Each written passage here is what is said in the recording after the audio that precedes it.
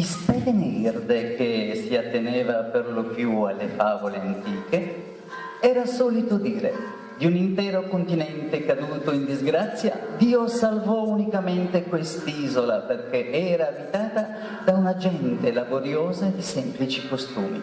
Istevene amava troppo la sua terra, l'amava ciecamente, ne nascondeva i difetti e ne ingrandiva i pregi, tanto che non permetteva a nessuno, neppure ai suoi figli, di fare dell'ironia sul conto del sardo, che ha fra i suoi vezzi principali anche quello d'appartarsi e di cantare nelle solitudini, come uno che pianga di nascosto.